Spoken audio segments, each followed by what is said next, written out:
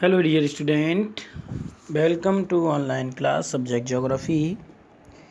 हाँ तो बच्चों, हमारी 11th क्लास की जो पहली बुक है भौतिक भूगोल की मूल सिद्धांत में 6वां चैप्टर चल रहा है, प्रमुख भू आकृतिक प्रक्रियाएं।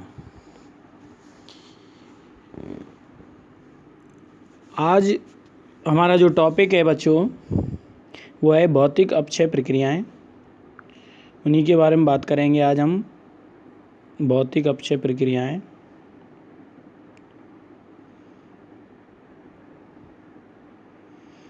जिन्हें फिजिकल वेदरिंग प्रोसेस बोलते हैं इंग्लिश में। तो देखिए बच्चों,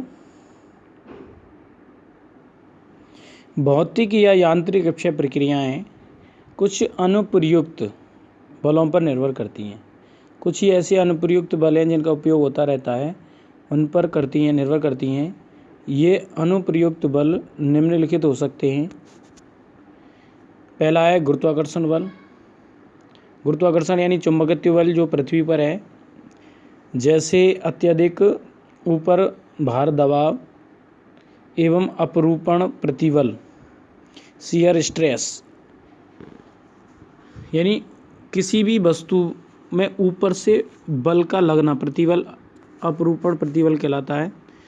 दूसरा है तापक्रम में परिवर्तन यानी तापमान में परिवर्तन, क्रिस्टलन रवों में वृद्धि, जिन क्रिस्टलों से यानी जिन तत्वों से कोई खनिज बना है उसमें उसके रवों में वृद्धि, एवं पशुओं के क्रियाकलापों के कारण उत्पन्न विस्तारण, एक्सप्लेशन बल। तीसरा है शुष्कन यानी सूखा एवं आर्द्रन यानी आर्द्र, नमी चक्रों से नियंत्रित जल का जो दबाव। इनमें से कई बल धरातल एवं विभिन्न धरातल पदार्थों के अंदर अनुप्रयुक्त होती हैं यानी प्रयुक्त होती हैं,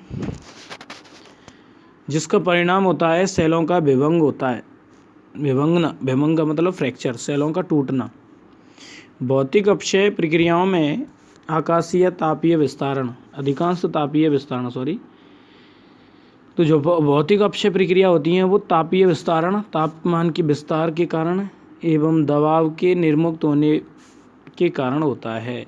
दबाव जो है वो निर्मुक्त होता है, रिलीज, निकलना, उसके कारण होता है। ये प्रक्रियाएं लघु एवं मंद होती हैं, छोटी और धीमी होती हैं, परंतु कई बार संकुचन यानी सिकुड़ना एवं विस्तारण यानी विस्तारित होना, फैलना के कारण सेलों के सतत श्रांति के फलस्वरूप, सेलों के सतत श्रांति का मतलब सेलों की जो संगठन है सेलों का, उसमें कमी आ जाती है, श्रांति के फलस्वरूप ये सेलों को बड़ी हानि पहुंचा सकती हैं। तो प्रमुख भौतिक अपक्षय प्रक्रियाएं हैं ये बच्चों। इसके बाद देखिए अगला जो टॉपिक है बाहर विहीनीकरण एवं विस्तारण। बाहर विहीनीकरण एवं विस्तारण, इसके बारे में बात करेंगे। अनलोडिंग जिनमें भार नहीं होता, बाहर विहीनीकरण एवं एक्सपेंशन, विस्तारण यानी फैलना।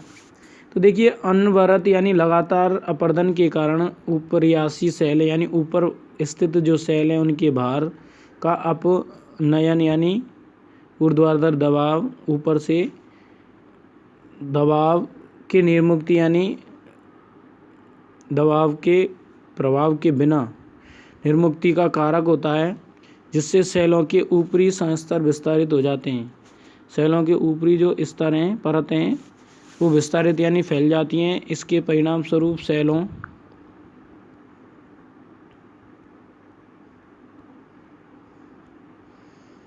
सेलों का पातन एवं तत्स्वरूप विघटन होता है। सेलों का पातन यानी पतन यानी कमी होती है और उसके बाद में उनका विघटन यानी टूटना होता है। विभंग यानी फ्रैक्चर मोटे तौर पर भूतल की सतह के समानांतर विकसित होता है। फ्रैक्चर जो है इनमें भूतल की सतह के समानांतर होता है। भूमि के वक्राकार सतह वाले क्षेत्रों में चाप विभंग यानी चाप की आकृति में विभंग यानी फ्रैक्चर द्वारा सेलों की भारी चादरें या अपसल्कन पट्टियां निर्मित करने की प्रवृत्ति पाई जाती है। बाहर विहीनीकरण यानी वजन के बिना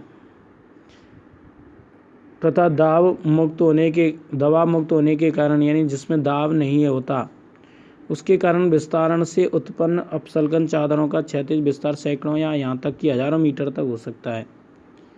अपसल्कन ऊपरी सतह का हटना। बड़े चिकने गोलाकार गुंबद को अपसल्कन गुंबद कहते हैं। जो बड़े चिकने और गोलाकार गुंबद यानी गुंबदाकार होते हैं उनको अपसल्कन गुंबद कहते हैं। चित्र संख्या 6.3 में इस प्रक्रिया को दर्शाया गया है। इसके बाद में आता है अगला पॉइंट, तापक्रम में परिवर्तन एवं विस्तारण, टेम्परेचर चेंज एंड एक्सपेंशन।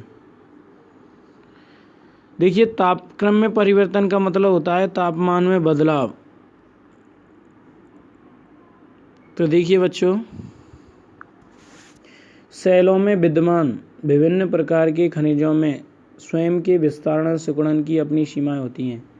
जो सेलों में पाए जाने वाले खनिज होते हैं उनमें क्या है, सिकुड़ना और फैलने की प्रवृत्ति पाई जाती है, तो वो उनकी अपनी सीमाएं होती हैं। तापक्रम यानी तापमान के बढ़ने के साथ प्रत्येक खनिज क्या होता है, फैलता है, प्रसारित होता है और अपने निकट खनिज को क्या करता है, दबाता है। अपने निकट यानी पास स्थित खनिज को दबाता है तथा तापक्रम गिरने के साथ उसमें तदनुसार संकुचन यानी सिकुड़ना होता है। तापमान जैसे कम होता है तो वो सिकुड़ने लगता है। तापक्रम में दैनिक परिवर्तन के कारण सेलों के छिलके संस्तरों के खनिज कणों में आंतरिक संचलन नियमित रूप से होता रहता है। कहने का मतलब सिकुड़न, फैलना, सिकुड़ना, इससे क्या है, सेलों में क्या है, छिलके संस्तरण उनके खनिज कणों में आंतरिक संचलन नियमित रूप से होता रहता है। यह प्रक्रिया शुष्क जलवायु यानी सूखी जलवायु और अधिक ऊंचे क्षेत्रों में जहां दैनिक तापांतर बहुत अधिक होता है वहाँ पर सर्वाधिक प्रभावशाली होती है। जैसा कि पहले उल्लेख किया जा चुका है कि ये संचलन बहुत लघु होते हैं यानी छोटे होते हैं, परंतु अनवरत श्रांति यानी लगातार कमी से सेलों को बहुत कमज़ोर बना देते हैं। सेलों के सतही संस्तरों में, सेलों की जो सतही है, सतह यानी धरातलीय संस्तर यानी परतों में उनकी गहराई के संस्तरों की अपेक्षा विस्तारण यानी प्रसार की प्रवृत्ति अधिक होती है, प्रवृत्ति अधिक पाई जाती है, जिसके कारण सेलों के अंदर प्रतिबल उत्पन्न होता है। जिसके कारण क्या होता है, सेलों के जो अंदर प्रतिबल है वह उत्पन्न होता है। परिणामस्वरूप सतह के समानांतर अनुप्रस्थ विस्थापन, विस्थापन का मतलब होता है एक स्थान से दूसरे स्थान पर हटना, एवं विभंग यानी टूटना विकसित हो जाता है। गर्म एवं ठंडा होने से विभेद एवं भिन्नता होने के कारण सतह के संस्तर में होने वाले फैलाव तथा सिकुड़न, संकुचन और तत्पश्चात धरातल से अपसल्कन के कारण सेलों में चिकनी गोलाकार सतहों का निर्माण होता है। ग्रेनाइट सेलों में इस प्रक्रिया से चिकनी सतह के छोटे से लेकर बड़े गोलाश्मों का निर्माण होता है, जिसे क्या कहते हैं, टॉर कहते हैं। ग्रेनाइट में तापमान के चेंज होने से बहुत सारी प्रक्रियाएं छोटे से लेकर बड़े गोलाश्म यानी गोल गोले का निर्माण होता है, जिसे टॉर कहते हैं। अपसल्कित गुंबद और अपसल्कित टॉर के मध्य क्या अंतर होता है, गुंबद बड़े होते हैं, टॉर छोटे हो सकते हैं। इसके बाद देखिए हिमकरण, पिघलन एवं तुषार वेजिंग, फ्रीजिंग यानी हिमकरण, थॉविंग पिघलन एंड फ्रॉस्ट वेजिंग। सेलों के रंध्र, सेलों में जो दरारें पाई जाती हैं, छिद्र पाए जाते हैं, रंध्रों एवं दरारों में बार बार क्या होता है, हिमकरण होता है। बर्फ़ जमती है और पिघलती है, उसके होने से हिम की वृद्धि के कारण जो बर्फ़ है उसका आकार ज़्यादा हो जाता है, उसके कारण तुषार अपक्षय घटित होता है, तुषार की प्रक्रिया होती है। बर्फ़ के जमने से सेलें टूटती हैं। यह प्रक्रिया मध्य अक्षांशों में अधिक ऊंचाइयों, जहाँ पर अधिक ऊंचाई है वहाँ पर हिमकरण यानी बर्फ़ के पड़ने एवं पिघलन यानी पिघलने की प्राय पुनरावृत्ति होती रहती है। फिर बार बार पिघलना जमना होता है, में सर्वाधिक प्रभावशाली होती है। जल का तीव्रता से हिमकरण, जल तीव्र गति से क्या होती है, हिमकरण यानी बर्फ़ उसके अचानक फैलने से एवं उच्च दबाव का कारण बनता है। यह फैलाव संधियों, दरारों और छोटी छोटी अंतरकरणीयों विभंगों को प्रभावित कर उन्हें तब तक चौड़ा करता जाता है जब तक सेलें टूटकर अलग नहीं हो जाती हैं। इसके बाद में आता है लवण अपक्षय।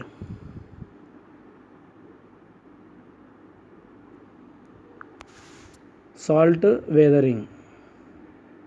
सेलों में नमक तापीय क्रिया, जलयोजन एवं क्रिस्टलीकरण के कारण फैलता है। जो नमक है वो तापीय क्रिया, टेम्परेचर, जलयोजन जल के भराव एवं क्रिस्टलीकरण का मतलब होता है जो क्रिस्टलों से खनिज बनते हैं उनके कारण फैलता है। कैल्शियम, सोडियम, मैग्नीशियम, पोटेशियम एवं बोरियम जैसे कई लवणों में आयतनिक फैलाव की प्रवृत्ति होती है। इन लवणों का फैलाव उनके तापक्रम एवं तापीय विशेषताओं पर निर्भर करता है। रेगिस्तानों में जो है वो 30 डिग्री सेल्सियस से 50 डिग्री सेल्सियस तक का यह सतह पर उच्च तापक्रम में उच्च तापमान लवण विस्तारण में सहायक होता है, लवणों के विस्तारण में सहायक होता है। सतह के निकटस्थ जो रंध्र होते हैं, रंध्र यानी छिद्र में लवण के क्रिस्टल सेलों के पृथक कणों में विपाटन पैदा कर देते हैं, विघटन, जो अंततः गिर जाते हैं। पृथक कणों के गिरने की यह प्रक्रिया कणिक विघटन या कणिक सल्कन का कारण बन सकती है। सभी लवण विघटन प्रक्रियाओं में लवण क्रिस्टलन सर्वाधिक प्रभावकारी हैं। सभी जो लवण हैं उनमें विघटन प्रक्रियाओं में लवणों का जो क्रिस्टलन होता है सर्वाधिक प्रभावकारी है। आर्द्रता एवं शुष्कन के एकांतर वाले क्षेत्रों में लवण क्रिस्टल की वृद्धि के लिए उपयुक्त दशाएं होती हैं। इसमें निकटस्थ कण क्या हो जाते हैं, अलग हो जाते हैं। कण निकटस्थ यानी उसके पास स्थित कण जो है वो अलग हो जाते हैं। मरुस्थलीय क्षेत्रों में सोडियम क्लोराइड एवं जिप्सम क्रिस्टल अनुप्रस्थ विस्थापित हेव्ड अप हो जाते हैं, जिसके फलस्वरूप पूरे अनुप्रस्थ विस्थापित सतह पर दरारें विकसित हो जाती हैं। लवण क्रिस्टल की वृद्धि के साथ खड़िया बड़ी सुगमता से टूट जाती है। इसके बाद चूना पत्थर, बालू पत्थर, सेलनीस, ग्रेनाइट की भी यही स्थिति होती है। देखिए बच्चों, इसमें हम देख सकते हैं बृहद संचलन के विभिन्न रूपों का सहसंबंध दिखाया गया है। इनकी सापेक्ष गति की दर और आर्द्रता की सीमा इसमें दी गई है। अनुप्रस्थ विस्थापन, जैसे जैसे ये विस्थापन बढ़ता जाता है वैसे वैसे इसकी गति तीव्र होती जाती है। हम देख सकते हैं ये शुष्क से आर्द्र की तरफ है और ये इसकी गति है तीव्र और मंद।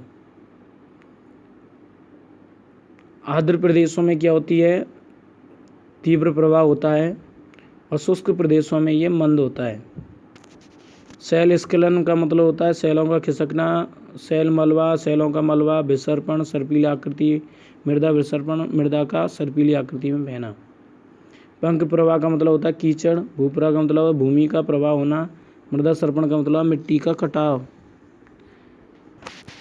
ये विभिन्न रूप हैं बृहद संचलन के।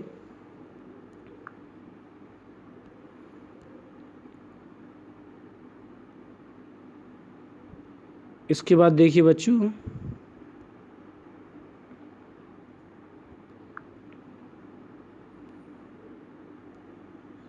जैविक कार्य एवं अपक्षय, बायोलॉजिकल एक्टिविटी एंड वेदरिंग, ये हम कल पढ़ेंगे। आज के लिए धन्यवाद।